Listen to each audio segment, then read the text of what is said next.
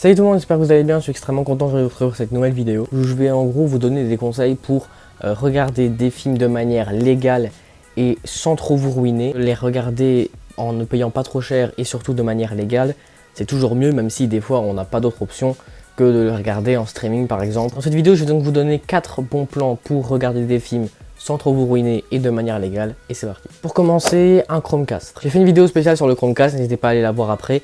En gros, un Chromecast, c'est un petit boîtier circulaire créé par Google qui va vous permettre, une fois branché sur votre télévision, de caster n'importe quoi via votre téléphone. Ça ne coûte que 40 € ou 80 € pour la version 4K, ce que je vous ne conseille pas car c'est stupide et c'est super cher. Donc, vous avez accès à tous les services de SVOD sur votre télévision. Et peu importe la télévision, hein. Par exemple sur cette petite télé de merde là, ça marche. C'est un branchement en HDMI. Il y a plus de 1000 applications disponibles sur le Chromecast, donc évidemment les plus connues, Netflix, YouTube, Spotify, Amazon Prime, bientôt Disney+ en Belgique, je pense qu'elle est déjà disponible en France. Aussi, c'est pas légal, mais je vais quand même le dire, parce que ça m'arrive aussi de le faire, on peut regarder des films en streaming grâce au Chromecast avec des applications qui sont disponibles. Ça peut être très pratique. Vous dire, sans le streaming, je ne serais pas devenu passionné de cinéma, c'est logique. Deuxième bon plan que je vous conseille, alors évidemment dans les services pas trop chers pour regarder plusieurs films, plein de films, des séries, etc.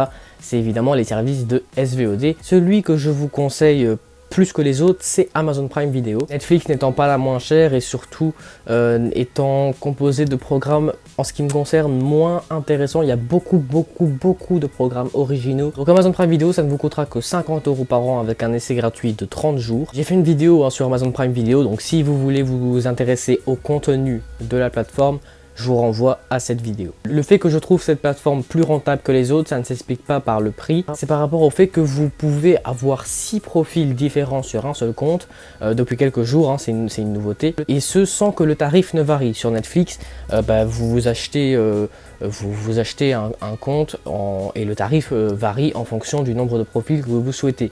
Donc un profil, 2, 3, 4, etc. Sur Amazon Prime Video, le prix ne change pas, ça reste 50 € par an pour n'importe quel compte. Et vous pouvez en mettre jusqu'à 6 maximum. C'est quand même énorme pour un prix franchement raisonnable. En revanche, je ne vous conseille absolument pas les films en VOD. Moi, j'ai été faire un tour sur Google Play Film il y a quelques jours. J'ai été choqué des prix des films. À quel moment est-ce qu'on peut acheter des films à 15 € en support numérique? Enfin, je sais pas, 15 €, c'est 2 places de ciné. C'est hors de prix et je vous conseille pas ça, franchement. Si vous êtes plus pour les supports physiques, j'ai également fait une vidéo sur ça. Personnellement, que vous préférez les DVD ou les Blu-ray, ce que je vous conseille, c'est de ne pas acheter du neuf. Hein. Pour payer le moins cher, c'est d'acheter de l'occasion. Faut savoir que moi, tous mes Blu-ray, c'est de l'occasion. Ils fonctionnent tous parfaitement, je les ai tous regardés. Bref, dans les deux cas, en DVD ou en Blu-ray, les supports physiques d'occasion, c'est vraiment du très bas prix. Moi, les Blu-ray d'occasion, je les achète en moyenne entre 2 et 4-5 €. Du neuf, ça peut aller jusqu'à 20 €. Pareil, je vous conseille pas du tout les Blu-ray 4K Ultra HD et les Blu-ray 3D. J'ai fait une vidéo sur ça il y a quelques semaines. Si vous hésitez entre les Blu-ray et les DVD, sachez uniquement que les Blu-ray sont de meilleure qualité d'image et meilleure qualité de son. Ils sont peut-être des fois un tout petit peu plus chers, mais en occasion, ça se joue vraiment à 1 ou 2 €, même pas. Les DVD sont disponibles sur n'importe quel support, alors que pour des Blu-ray, il faut soit une PS4, soit un lecteur Blu-ray. Donc voilà les gars, c'est déjà la fin de cette vidéo, j'espère qu'elle vous aura plu. Si n'hésitez pas à mettre un pouce solaire et vous abonner à la chaîne, bref, vous connaissez la chanson. On se retrouve vendredi pour un nouveau top dont je suis assez fier. D'ici là, on se dit à très bientôt. Salut, et c'est pas le top des X-Men malheureusement.